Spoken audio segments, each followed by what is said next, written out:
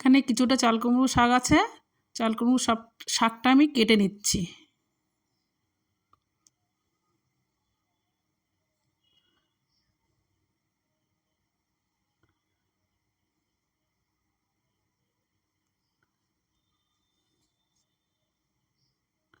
শাকটা আমার কোটা হয়ে গেছে।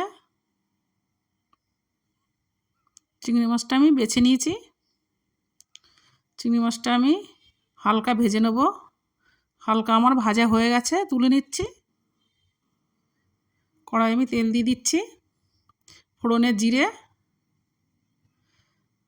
এবার আলুগুলো আমি দিয়ে দিচ্ছি। শাকটা আমি দিয়ে দিচ্ছি।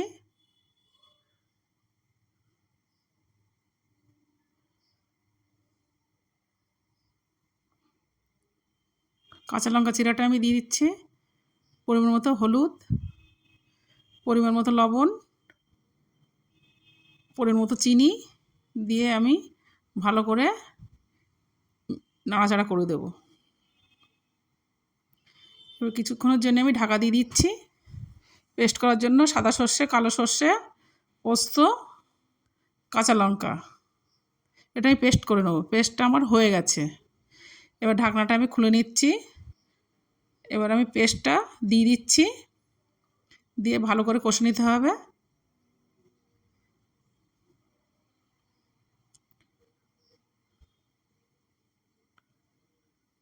এবার আগে থেকে ভেজে রাখা চিংড়ি মাছটা আমি দিয়ে দিচ্ছি।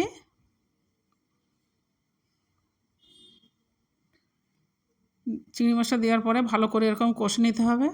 এবার নামিয়ে নিলে রেডি হয়ে গেল আমার চাল কুমড়ো শাক দিয়ে চিংড়ি মাছের চচ্চড়ি।